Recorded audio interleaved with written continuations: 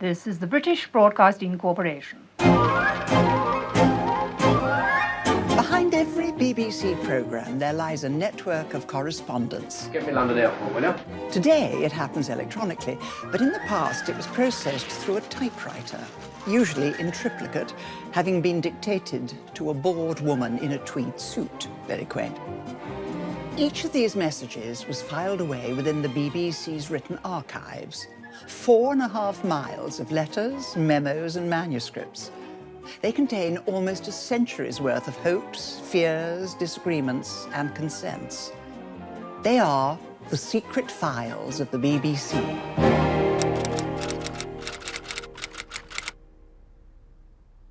What better way to begin our journey through the archives than in the company of two of my favourites? I couldn't understand what slapping Derek's face had to do with the play. No. My name is not Derek. My name is Eric. Oh, I am sorry, Mr. Moron. You see, all I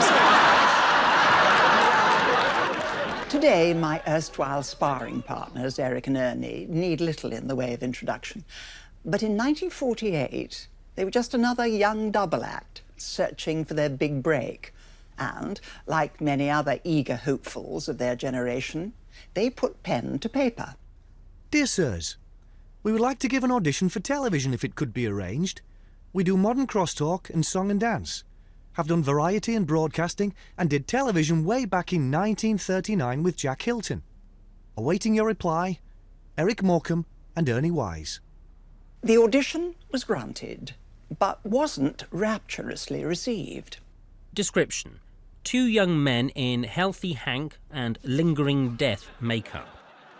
Remarks: parts of this might be suitable. Suggestive material and dancing together should be omitted. They went on to have success on radio, and in 1954 were offered their own BBC television series, which, famously, failed. However, this didn't deter them, and they continue to stay in touch with their BBC colleagues. Dear Johnny, it seems a long time since we saw everybody in Manchester, but we often think about you all and wonder how you're all getting on. We have done very well in Australia, having had 2 good seasons in Melbourne and Sydney. Also appeared on TV and radio. Should be back in England about March the 7th. So after that date, we will be okay for radio or TV bookings. We managed to see the test in Sydney. Of course, we were very upset about losing the Ashes, but believe me, the Australians fielded a wonderful side and played some great cricket. Please give our regards to everybody, and we are looking forward to seeing you in the near future. Cheerio, Ernie Wise. That letter was written to the producer, John Ammons, a man who would be instrumental in the enormous success of their later television series, which is why this recently uncovered internal memo to scriptwriter Edward Taylor is such a surprise. From John Ammons. Dear Ted, I like the ideas in the script, but after seeing Morecambe and Wise the other week in their show from the Central Pier, Blackpool, I am not at all sure as to their strength on a TV programme.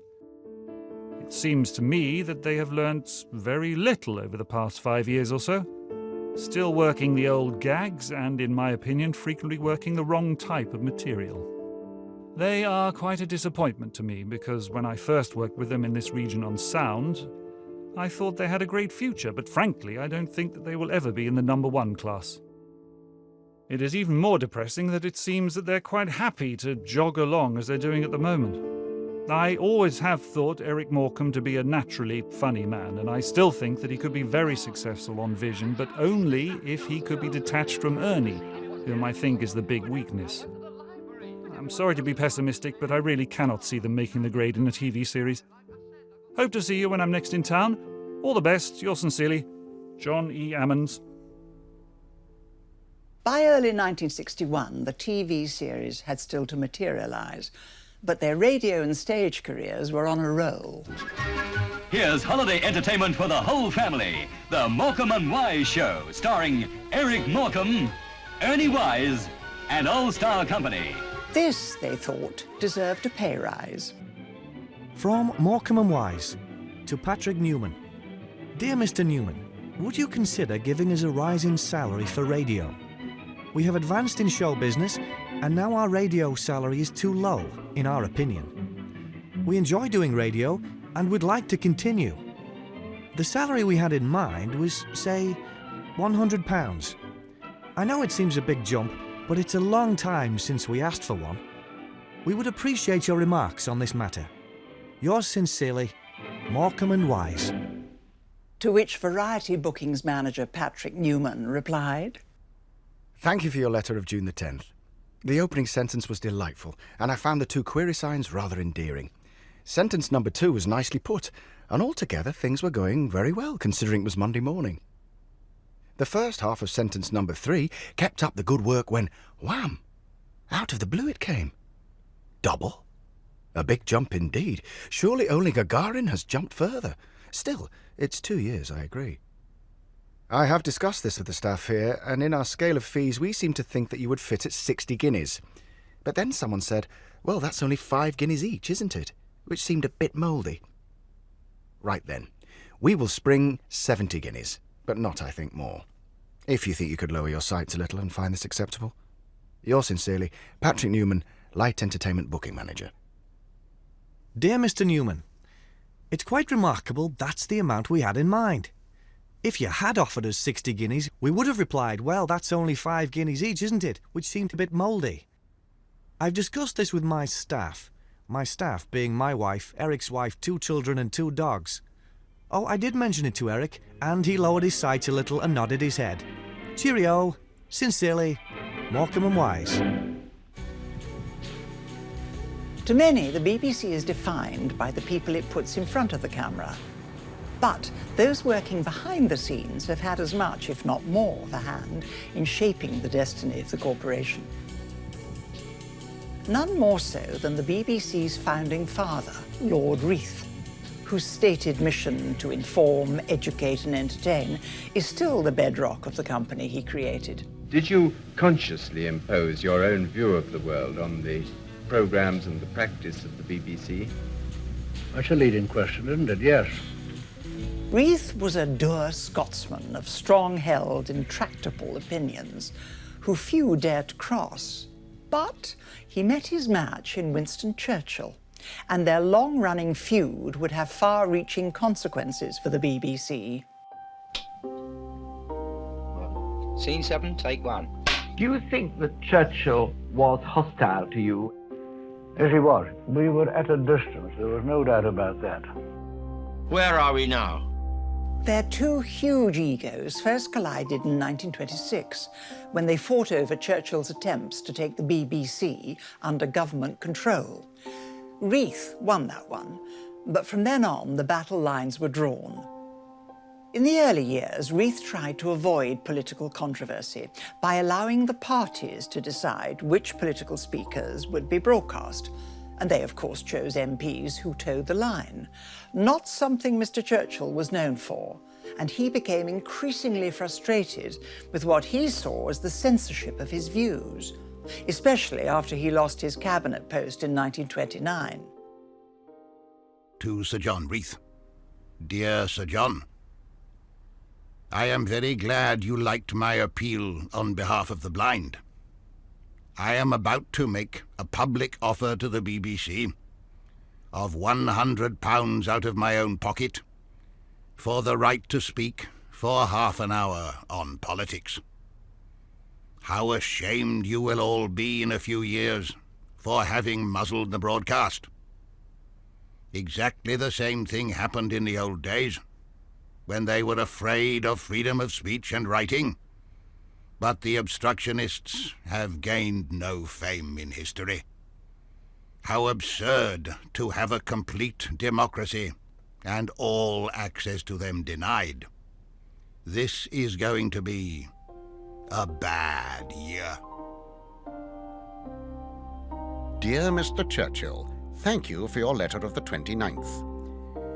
With regard to the offer which you are to make for the right to broadcast for half an hour on politics, Do you really think we should copy the American plan of allowing what you realize so fully to be the immense potentialities of broadcasting to be available on a cash basis, irrespective of any consideration of content or balance?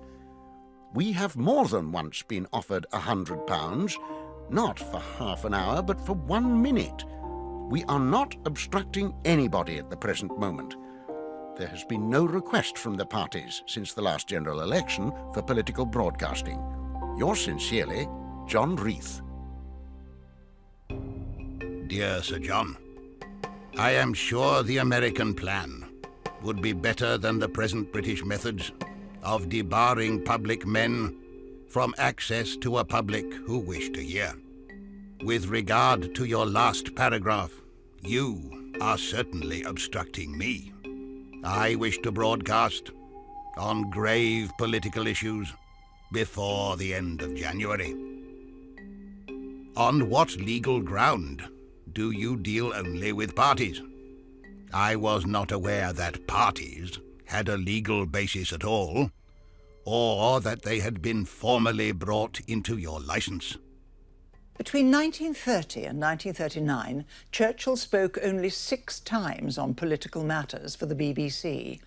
Even after Reith's resignation in 1938, he continued to write to try to get his views heard, and continued to complain bitterly when he was rejected. A fierce critic of appeasement, Churchill vented his spleen to a young BBC producer on the day after Chamberlain returned from Munich. Mr. Churchill complained that he had been very badly treated in the matter of political broadcasts and that he was always muzzled by the BBC. He went on to say that he imagined that he would be even more muzzled in the future, since the work at the BBC seemed to have passed under the control of the government. I said that this was not in fact the case, though just at the moment we were, as a matter of courtesy, allowing the Foreign Office to see scripts on political subjects. The point is, WSC seems very anxious to talk. Guy Burgess. A fascinating record of a conversation between Cambridge spy Guy Burgess, arguably this country's most infamous traitor, and the man who would become its most potent patriotic symbol. Eventually, Churchill returned to the cabinet as First Lord of the Admiralty and began to broadcast more frequently. However, the BBC was still not convinced of his powers of oration. First Lord of the Admiralty answers Nazi propaganda. Nowadays, we are assailed by a chorus of hurried threats. If words could kill, we should be dead already. We are in a very different In view of the fact that the opinion generally expressed about Churchill's last broadcast was that it was deplorable but probably good propaganda in Canada and America, it might interest you to know that a young Canadian lawyer who has just flown over on the Clipper remarked to me what an unfortunate effect it had had among his friends in Canada. The Nazi government exudes to every neutral state. This is interesting and makes one more doubtful than ever regarding the value of Mr. Churchill's broadcasts. In addition, of course, he has managed to offend both Italy and the US in successive talks.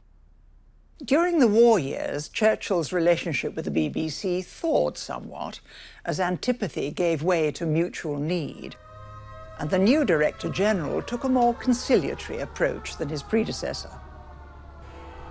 Tonight, I speak to you at your firesides, wherever you may be, or whatever your fortunes are.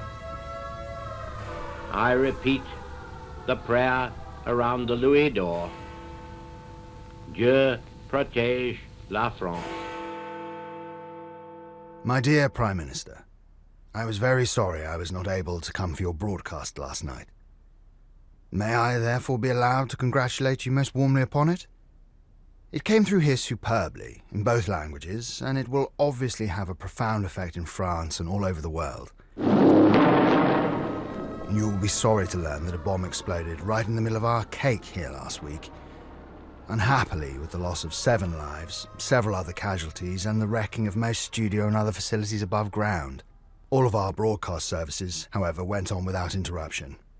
Yours sincerely, F.W. Ogilvy. Dear Mr. Ogilvy, thank you so much for your letter of October the 22nd and for your kind remarks about my French broadcast. I am indeed sorry to hear that you have suffered so much from air raids and that 7 people lost their lives. It is a great tribute to your organization that broadcasting continued uninterrupted. However, with war over and Churchill out of office, normal service resumed. It is an uphill road we have to tread. Mr. Winston Churchill rang me from Chartwell at 3 p.m. to protest in vehement terms against his election broadcast tonight being followed in the Home Service by a programme entitled We Beg to Differ. He said that this indicated pro-government bias on behalf of the BBC and that unless the programme was changed, he would deal with the matter in his broadcast and would see to it that the BBC heard a great deal more of the matter thereafter. I said that the programme was a regular weekly fixture, was a light-hearted entertainment programme with no political connotation, and that to alter the programme would attract attention in a way which was most undesirable. Mr. Churchill did not agree and said that the title must be changed. During Churchill's second term as Prime Minister, he didn't give a single television interview. He had never forgiven the BBC for what he saw as the censorship of his views during his wilderness years. And now he broke the television monopoly for which Lord Reith had fought so bitterly, introducing legislation that would pave the way for ITV, thus ending the BBC's role as the nation's only broadcaster. I think one of the most deplorable mistakes ever made in public affairs was made when the BBC monopoly was broken. I think it was shocking.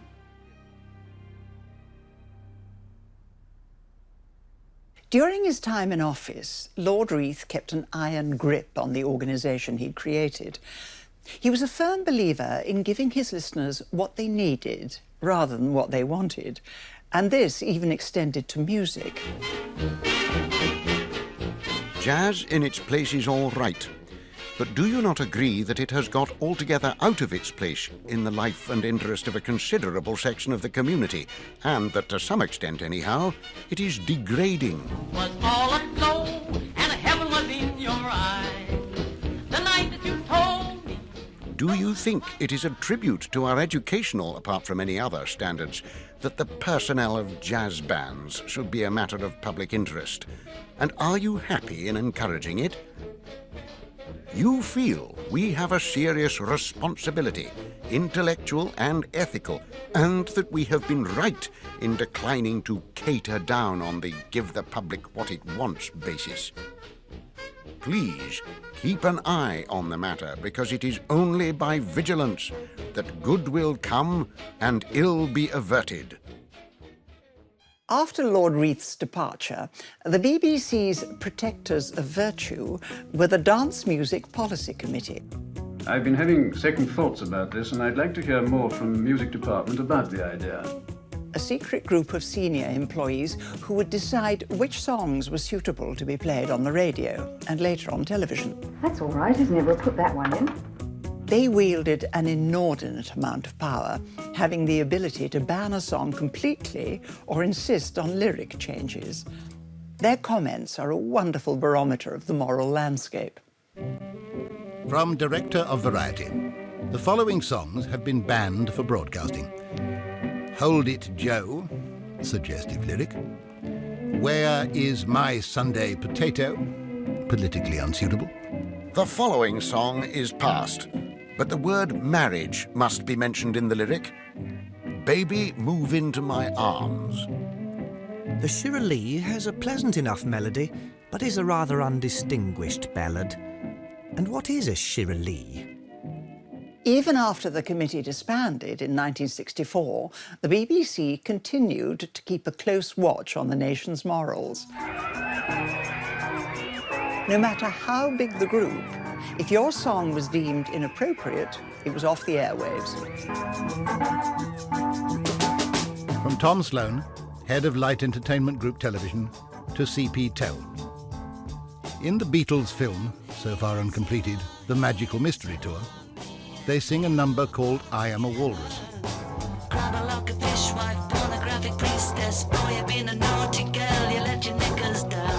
The lyrics contain a very offensive passage, and after talking to Anna Inston, we have both agreed not to play it on radio or television. Although not officially banned, it will not be heard on Top of the Pops or Jukebox Jury. I should be grateful if you would ensure that any other possible outlets are similarly blocked off. In fact, the whole advent of rock and roll presented myriad problems for the BBC. To start with, a whole new breed of star was being created, one whose musicianship was less important than their record sales. And now I want you to meet another boy who specialises in writing his own numbers. Very successfully too, I might say, because his first disc sold over 1 million copies. His name is Russ Hamilton, and we think he's on to another winner with a number called I Had a Dream. I had a girl who loved no one but me. And this girl, she said she'd marry me. From Josephine Douglas, producer 6/5 Special, to head of Light Entertainment Television. The announcement, singing to his new record, was intended to convey the fact that a record was being played to a public who do not seem to grasp the significance of the word miming. This whole issue of miming to records is an extremely difficult one in this particular programme, as on many occasions the live work of the artists bears no relation whatever to their record performance. For example, the 6/5 Special public wanted to hear Russ Hamilton. The Russ Hamilton of record fame, who is in fact the best-selling ever British artist in America, does not exist. He cannot play the guitar, neither does his singing voice resemble that on the record. The fact remains that the record personality is the one which our public are interested. Is it right, therefore, to present him a record personality, which is all he is, in a mediocre performance? Is it wiser, indeed, not to present him at all? This is the problem facing us with many artists of this type.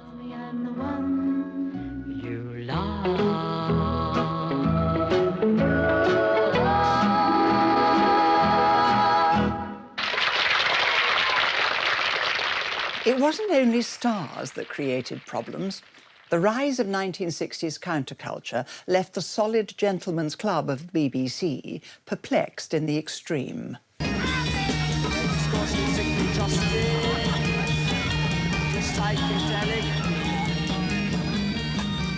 We would like to have your advice also on the use of the word psychedelic. In our opinion, this word derives exclusively from the use of the drug LSD, and it might be wise if we were to instruct all DJs not to use it.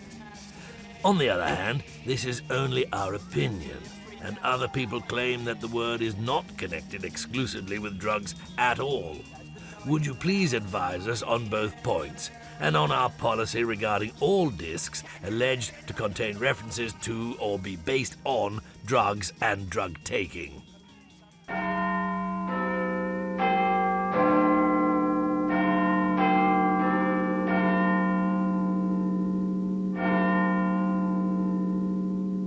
Good morning, everybody. It's 6:30 and the BBC Light programme's beginning another day's broadcasting.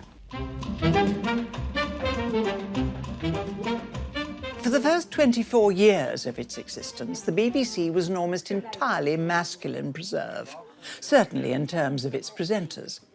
There had been a children's hour from the very start in 1922, but it wasn't until 1946 that women were accorded the same privilege. And that seems to have been as a direct result of a request from a listener.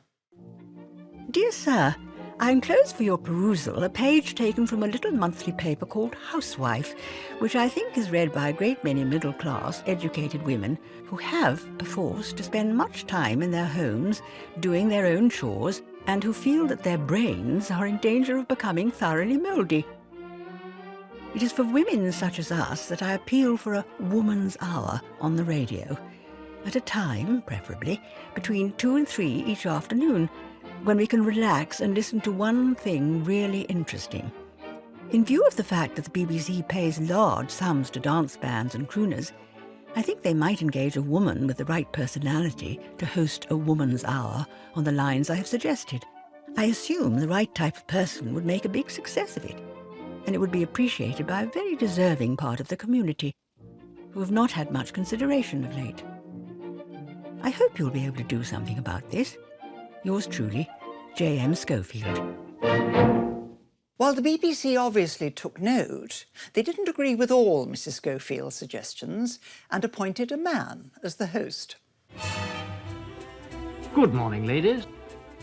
Dear Norman, I think you should get talkers who know how to broadcast and spend a lot of money on that important hour. You want a compere of the Christopher Stone type, I feel, someone with that human touch. You're right, I feel, in putting a man in talking charge, for women can't bear being talked at by other women. What they will take from a man, I speak purely radiographically, they will resent from a woman. Talks in the first ever episode included Mother's Midday Meal and Putting Your Best Face Forward, and the programme in the early days generally concentrated on domestic matters. Would you please send a booking sheet to AA Talks for the following people used in Woman's Hour? 29th October, Ruth Drew, Marrow Jam, Marion Cutler, Old Age Pensions. 30th of October, Ruth Drew, Dyeing Nylons, Corn on the Cob. 31st October, Ruth Drew, Mice, Margaret Reekie, Wellingtons. 1st November, Marion Cutler, National Insurance. However, these weren't particularly highly regarded by the male echelons of the BBC. From Mr. Norman Collins to Mrs. Bradney, would you, by the way, please be specially careful to see that the fatal word expert does not creep back into Woman's Hour in contexts where such a thing as an expert cannot possibly exist. There seems to have been quite a prescriptive attitude about what women would enjoy, and that certainly didn't include a story about the world's first commercial jetliner, the de Havilland Comet. With a Comet scheduled by British Overseas Airways Corporation to start the world's first jet passenger air service. I should have thought this quite unsuitable for Woman's Hour. Surely the yardstick for this sort of thing is to say, is this more suitable elsewhere? If you have to say yes, then put it there. In this case, your most interested audience is obviously children. Why not have made up a feature of all the worry, work and general preparation leading up to the dress show the Queen went to at Claridge's? There are plenty of things reported in the papers which are of exclusive interest to women, and I'm dead certain the Comet isn't one of them. Women, on the whole, distrust anything mechanical. One of the most popular items in the programme was Housewives Exchange, where ordinary housewives would speak about their lives, often giving recipes and describing how they went about their day-to-day business. Innocuous enough, but they occasionally got the show into seriously hot water. The Ministry of Food in London have approached us to say that the recommendation of Mrs. Finnis for bottling peas and sealing the bottles with mutton fat can, in certain cases, lead to toxic poisoning. You may remember that before I came, there was some trouble about another housewife who recommended the use of uncooked dried egg. We really do have to take the utmost precautions not to poison our audience. Woman's Hour was determined to broadcast on women's health issues, and despite the fact that they warned listeners, giving the exact duration of the piece and advising them to turn down the volume on their radios if they were worried about being offended, they often received stern memos from their bosses. From Mr. John Macmillan to Mr. T.W. Chalmers. I queried the wisdom of the talk entitled The Older Woman by a Woman Gynecologist with Newton and Boyd, and was assured that it was in line with current practice. Consequently, I didn't exercise our editorial right to censor. But I do believe that the inclusion of such a talk represents a lowering of broadcasting standards. It is acutely embarrassing to hear about hot flushes, diseases of the ovaries, the possibility of womb removal and so on being transmitted on 376 kilowatts at 2 o'clock in the afternoon. This view is shared by the female staff of our department. I don't think that this sort of talk does represent a lowering of broadcasting standards, as Macmillan thinks. Nevertheless, I would myself have been embarrassed if listening at home to have heard such intimate physiological details described. Is it in line with current practice? T.W. Chalmers. One woman who remained unbowed in the face of BBC intractability first wrote to the corporation with a novel idea for a radio talk. Now meet Queenie and friends of Stoke Mandeville. They've been wearing their winter overcoats during the night, but as it's warmer this morning, their owner, Mrs. Barbara Woodhouse, decides to put them into thinner coats for the day.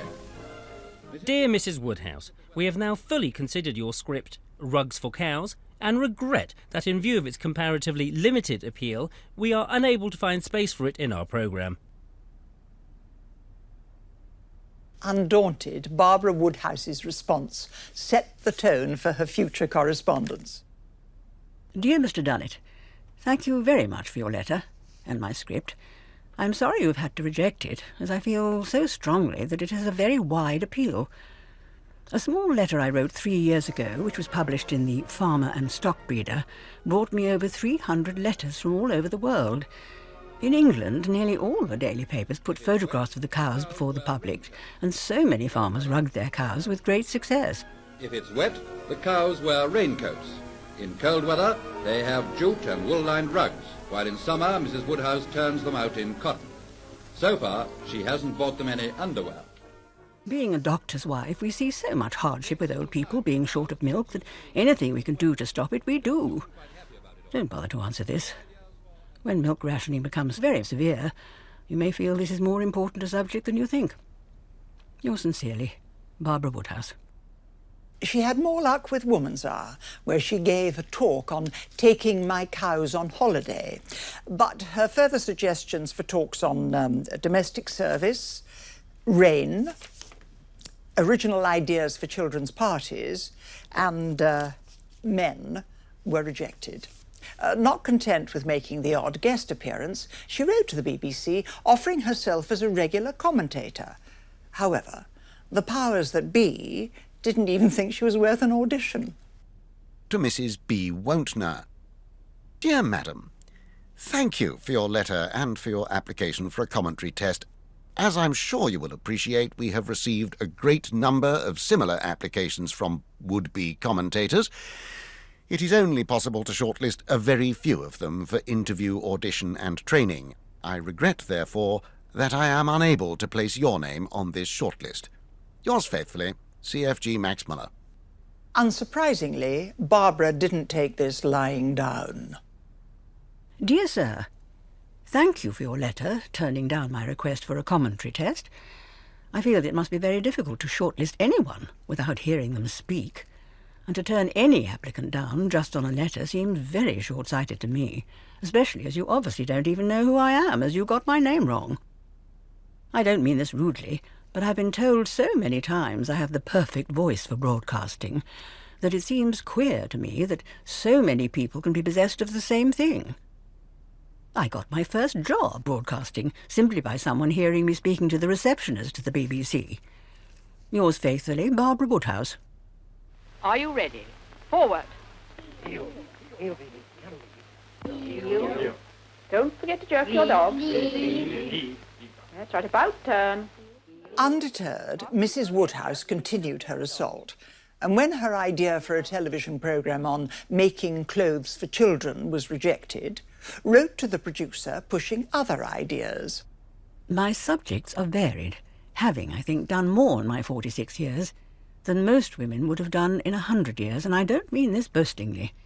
To mention just a few of my previous occupations, I have a diploma in 17 subjects, including building construction and surveying, engineering, etc., I was a teacher of dancing, I dress designed, I was a hospital receptionist, dance hostess for the Cadena cafes, school teacher, professional swimmer and diver, played county tennis and hockey, won 2 motor reliability trials.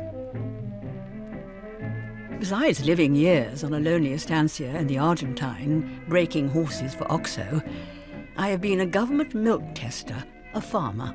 Still am. I have written and published 2 books myself and had 3 further ones published by Faber and Faber.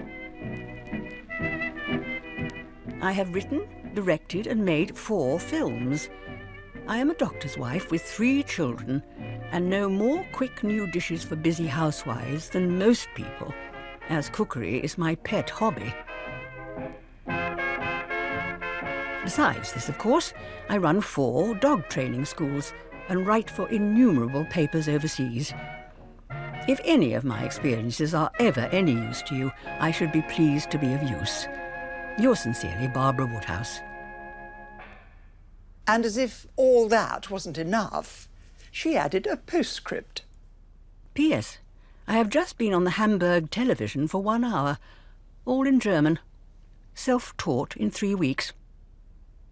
Over 30 years after she first wrote to the BBC, Barbara's dogged persistence finally paid off. And in 1980, she was given her own series. It was a letter, of course, that did it. Dear Mr. Cotton, I know you realise animal programmes are popular because for the umpteenth time you are showing sheepdog trials. But for the dozens of people who write to me and say, when are you going to have a series on television training dogs your quick method? I feel you're missing out on something that would draw an enormous audience. Come on, walkies. Oh, walkies. Sit. This may sound all very boasting to you, but I am going to boast. I have a gift of training animals, which I doubt if anyone else in the world has. Sit. Okay, off you go. Walkies. I have trained 16,000 dogs plus, and am in the Guinness Book of Records as the world's top dog trainer. Yours sincerely, Barbara Woodhouse. There's no such thing as a bad dog, only an inexperienced owner. Little jerk. Whee! Oh, that's rather fast. I can't keep up. I'm old. Popsy, come. Put her on the lead. Oh, the peak hasn't come. We've lost the peak in the grass. However, not everyone was as confident of their potential for television success as the indefatigable Mrs. Woodhouse.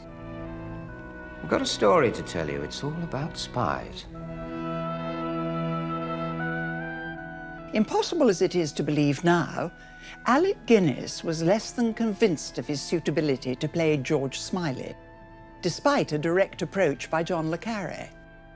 Dear Sir Alec, I write to you as an unbounded admirer of your work for many years.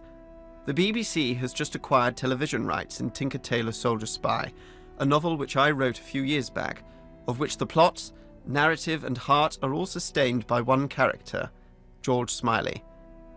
Already we are all of us agreed on one thing, that if we were to cry for the moon, we would cry for Guinness as Smiley, and build everything else to fit. Dear Mr. le Carré, thank you so much for your very handsomely generous letter. There is no question that I would love to have a shot at playing Smiley. I have a few reservations about my ability to do so satisfactorily. My anxieties can be listed simply, I think. 1. At the age of 64, as I shall be shortly, I am about 10 years too old for Smiley, I imagine. Though I suppose make-up and acting can knock off perhaps 4 or 5 years. 2. Although thick-set, I am not really rotund and double-chinned, and both things would be helpful in presenting him. 3. I have done very little TV indeed. 3 or 4, I think, and never a series. What worries me about the likely schedule, so far as the series is concerned, is my slow memorizing. I know hasty learning would interfere disastrously with performing. 4. I am rather anxious about the fact that Arthur Lowe, an actor I greatly admire, has already been seen in the part. Are you confident about the changeover?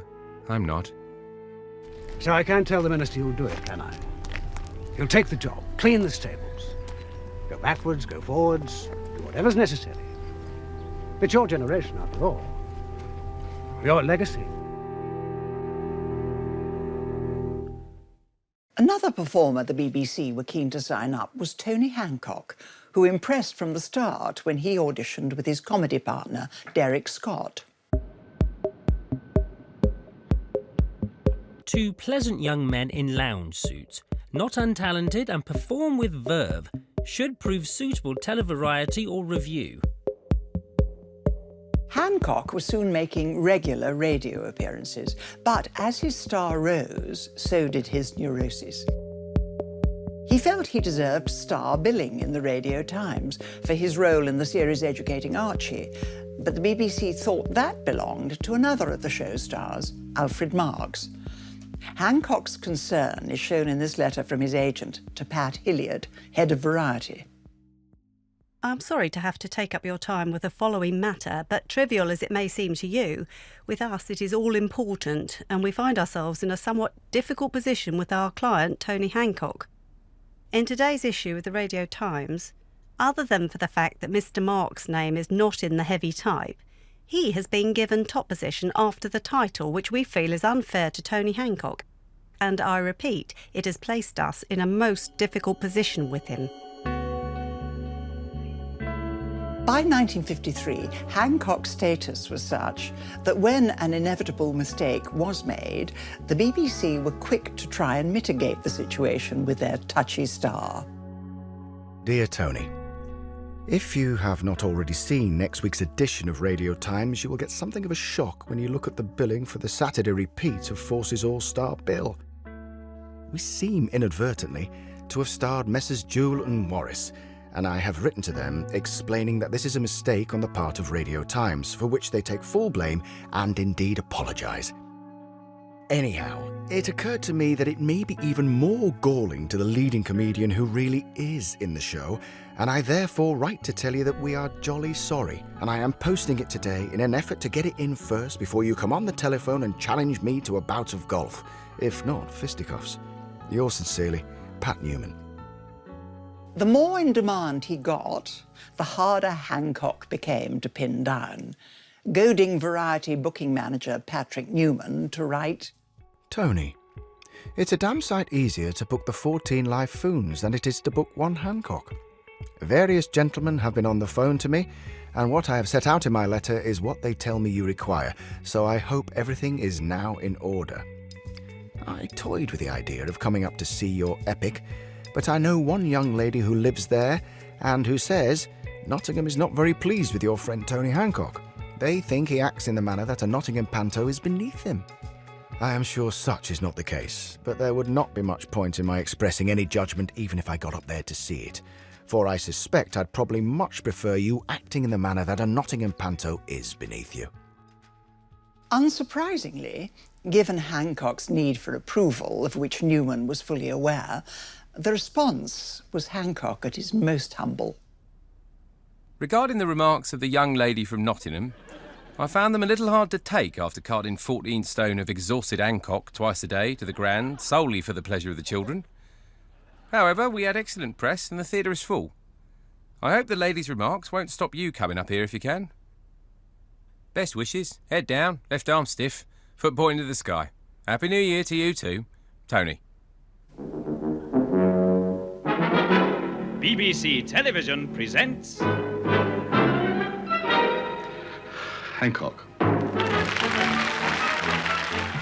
What's my girl like to do? Oh, blimey, I've told you. Well, go on, tell me again. You know, I'd like to hear it. Go on. Well, she's about 5'3" or 4. Beautiful auburn hair cascading down to her alabaster shoulders.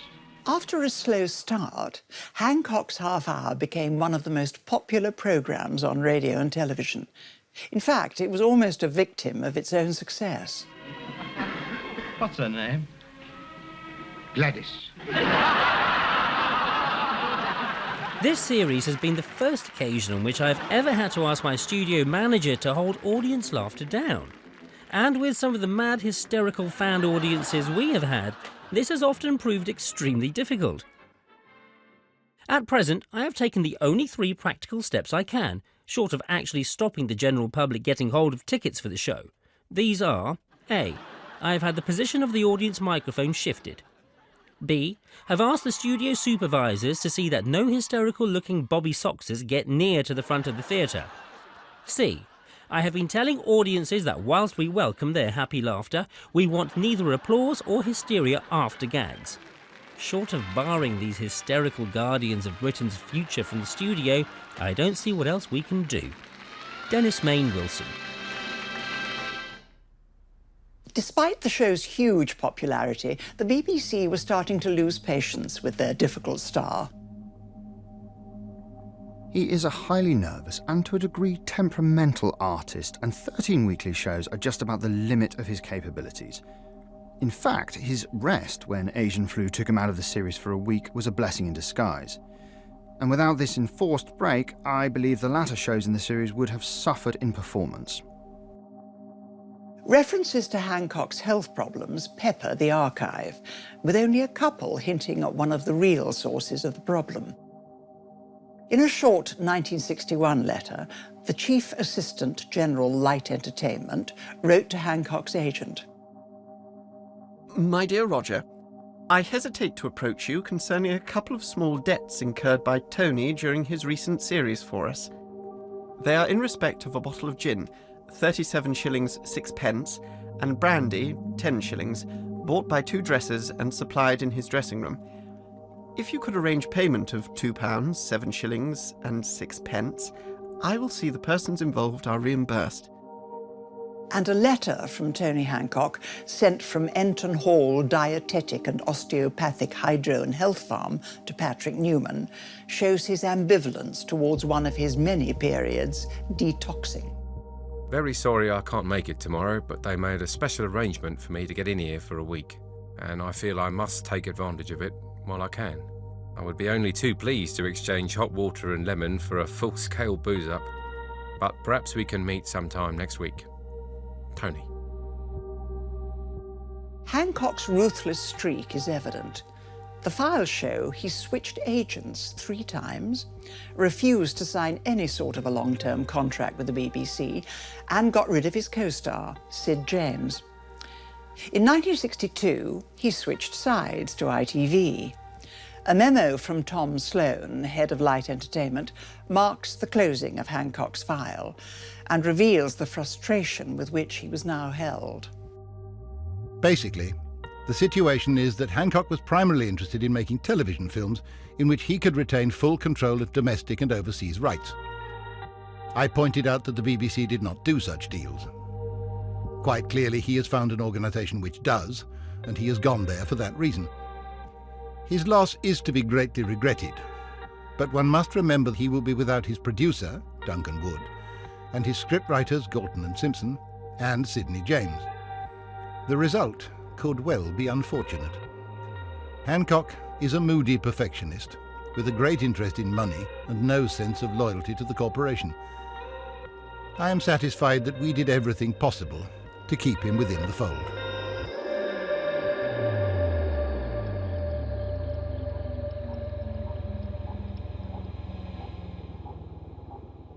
While some files shine a light on the all-too-human frailties of our televisual heroes, others show the fallibility of the BBC itself.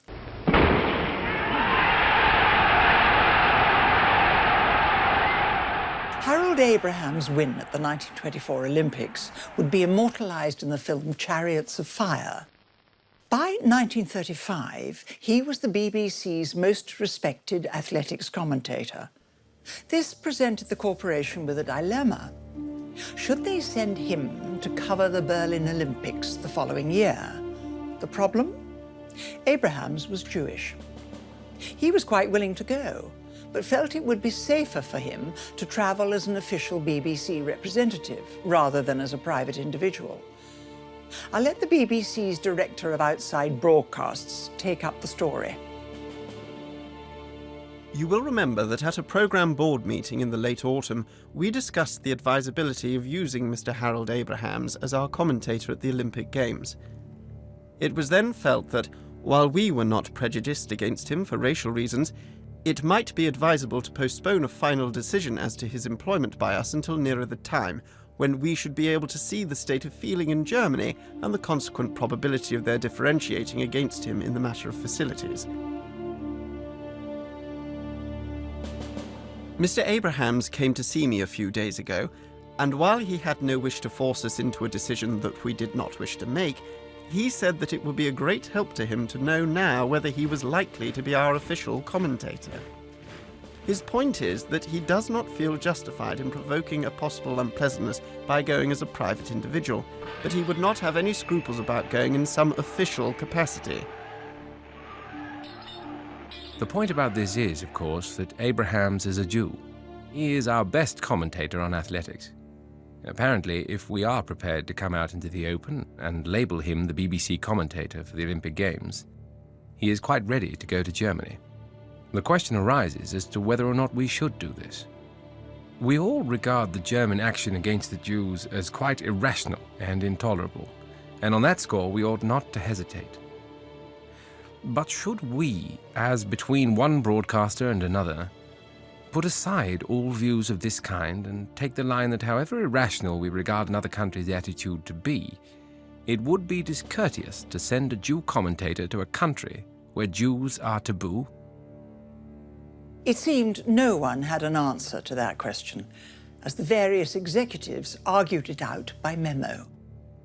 I'm inclined to think it would be wise not to send Abrahams to the Olympic Games. I noticed the other day that the American Games authorities had only by a small margin agreed to participate in the Games at all. As a result, I imagine, of the restrictions alleged to be imposed in Germany upon the training and entry of German athletes. There are so many possibilities of friction in the situation that I feel it would be wiser to avoid the risk. There is even the minor danger that if Abrahams went and were courteously received, Germans would make capital out of their courtesy, as showing that their ways with the Jews were misrepresented. I don't agree with the control of public relations, since by all accounts there will be no discrimination, and Abrahams is a good commentator. I think CPR's first argument might be used to show that we should leave the Games alone, not so as to rule out Abrahams. His second argument is, with great respect, a shade far-fetched. In the end, the BBC decided not to send him. Not because they were worried about his safety, but because they didn't want to offend the Germans. I've had the opportunity of talking unofficially with someone closely connected with the German embassy. He was reluctant for me to pass on anything he said, but I think you should know that his opinion about Abrahams in the Olympic Games was that it would be definitely impolitic for us to send Abrahams as our official commentator, but that there would be nothing unwise in using him if he was out there. I would suggest, therefore, that we stick to Control Board's ruling against sending Abrahams as our special commentator, and feel free to use him discreetly for some of the athletics. If you approve of this, I will explain the position to him, and there the matter can rest. Ich verkünde die Spiele von Berlin zur Feier der 11. Olympiade neuer Zeitrechnung als eröffnet.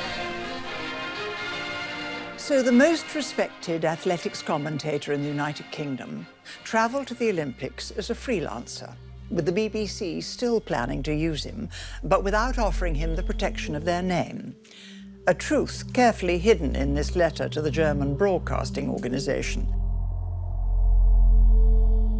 The names of the two representatives we are sending to the Games are Mr. A.M. Wells and Mr. T.B.R. Woodruff. As we previously explained, it is the intention of our representatives to secure the services of commentators from among the sportsmen and journalists who are present at the Games.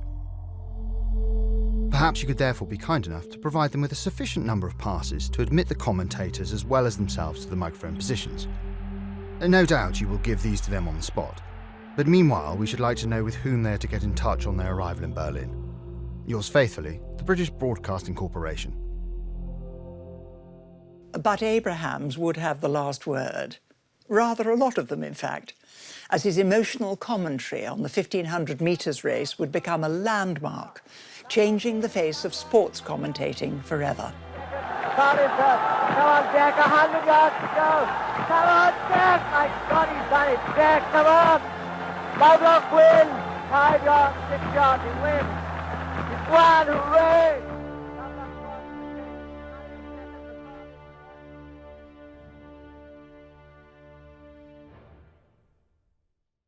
And that almost ends our delve into the secret files. But before we sign off, I couldn't resist one last little diversion via a man who is perhaps the most celebrated person in the history of British television. The subject of our final foray joined the BBC on a 3-month training scheme. And in a career that has spanned 7 decades, he's produced party political broadcasts, hand-reared baby parrots, grappled with foreign governments, trekked his way across the world, been controller of BBC Two, and changed the face of natural history programming.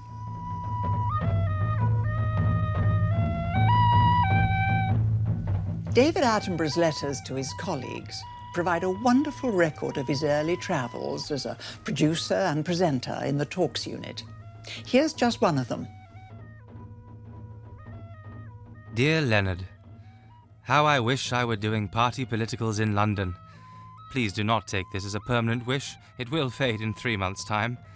We are, however, having a frightful time. In spite of all our letters and assurances from the Indonesian embassy in London, everyone here is being as difficult as possible. On arrival, our travellers' checks and English pounds were confiscated and all our gear and film impounded in customs. Forms, regulations and restrictions are everywhere. So far we have encountered the following problems. A. Import duty on the equipment and film of £2,600. B. Absolute refusal to allow us to catch the wretched dragon. C. A state of terrorism in most of the places we want to visit. D. A warning that each island has its own customs department which resents any instruction from Jakarta. E. An artificial exchange rate which trebles the price of everything. These at the moment are our major worries. We have, of course, numerous minor ones which I need not detail. As fast as we hobble over the hurdles, however, new and more formidable ones arise in front of us. If all we had to do was bash through jungles and catch a few animals, our lives would be easy. I know I am in no position to complain. Well, the boy would go. And in fact I am not doing so with any seriousness, for I feel sure that we shall at last get free of officialdom and into the islands. When we do, I am convinced we shall get material which will knock Ants into a cocked hat. Meanwhile, I am afraid our expenses are going to be more than I anticipated, and we may be sailing close to the limit of our bank balance by the time we approach the end of our trip. For safety's sake, would it be possible for Cyril to arrange for another £500 to be put to our credit in the bank? I don't think we shall need it, but we should assuredly be in a frightful mess if we did and hadn't got it. Remember me to anyone in the department who still recalls me. I feel we've been here for years.